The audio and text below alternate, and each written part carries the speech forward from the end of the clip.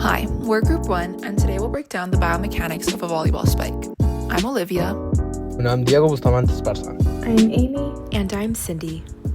Originating from volleyball's creation in 1895 by William G. Morgan as a low-contact alternative to basketball, the sport has since evolved into a fast-paced, explosive game where the spike is the often most powerful and decisive skill. The volleyball spike is a coordinated full-body movement that uses the kinetic chain to transfer force from the legs through the core into the arm. Today, we will analyze 5 phases: approach, jump, arm swing, contact, and landing. In each phase, we'll identify the major joints, movements, muscle contractions, and trunk stabilization involved, along with a common overuse injury in volleyball players. The approach phase builds horizontal momentum for the jump. Starting at the hips, the acetibulofemoral joints alternate between flexion and extension. The knees flex and extend at the tibiofemoral joints to absorb and generate force, while the ankles dorsiflex during foot strike and plantar flex during push-up at the talocrural joints. The quadriceps concentrically extend the knees during propulsion, while the hamstrings eccentrically control deceleration during landing.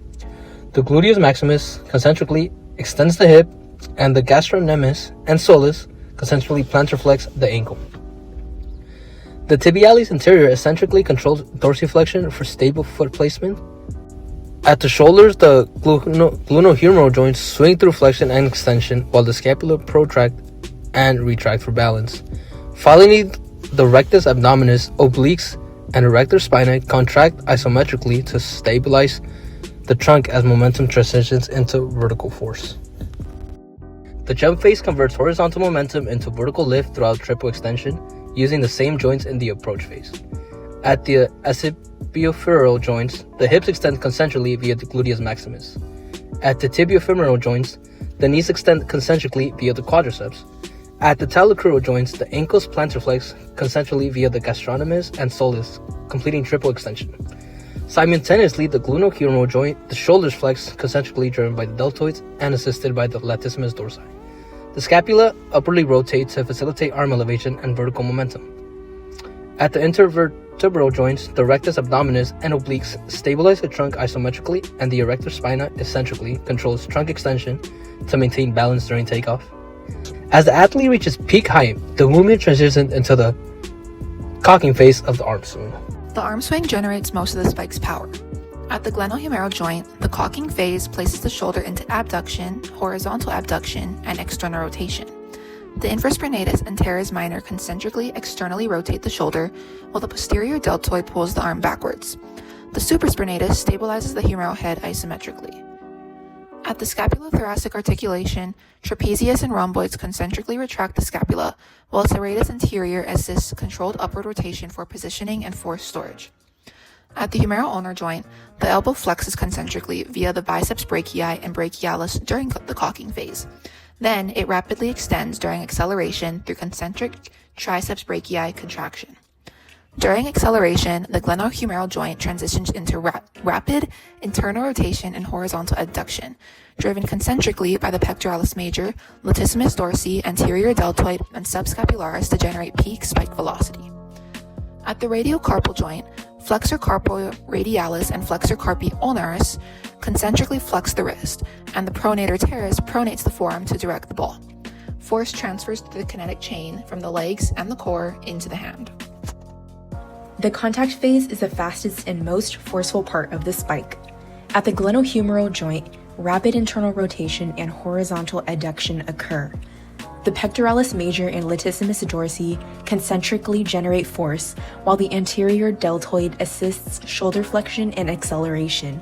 At the humeroulnar joint, the triceps brachii concentrically extends the elbow at impact, contributing to peak hand velocity.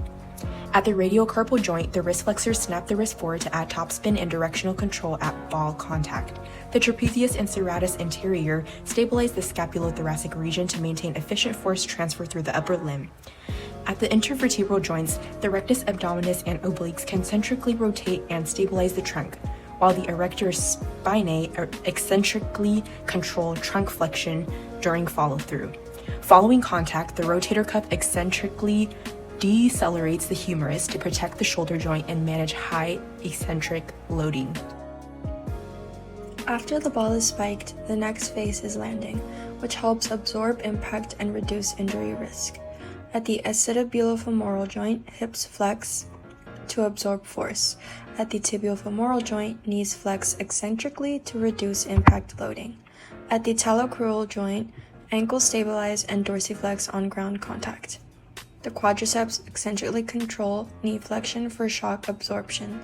Hamstrings and gluteus maximus act concentrically and isometrically, stabilizing hip and knee alignment. Gastrocnemius and soleus provide ankle control, while tibialis anterior regulates foot placement at initial contact.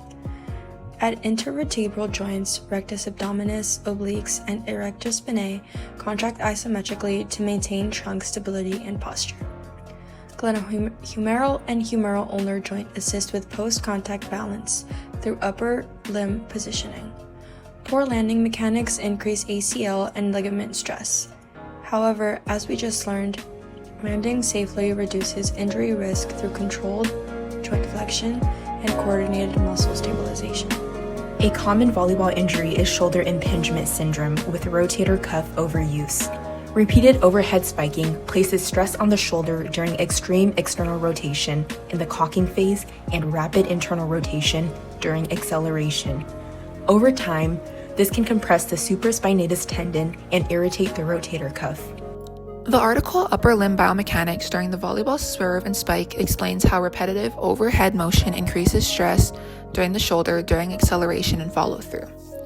The review, Overuse in Volleyball Training Practice, links repetitive spiking and poor scapular control to chronic shoulder injuries. And a rehabilitation case study on supraspinatus impingement showed that rotator cuff strengthening and scapular stabilization can improve pain and restore function. Together, these studies show that overuse, weak scapular mechanics, and muscle imbalance can contribute to injury risk. Overall, the volleyball spike is a full-body movement that requires coordination and depends on timing, strength, and proper biomechanics. Every phase works together through a kinetic chain. Both concentric and eccentric muscle actions are essential for performance and safety. Understanding the anatomy behind the spike helps improve performance and reduce injury risk, especially in the shoulder.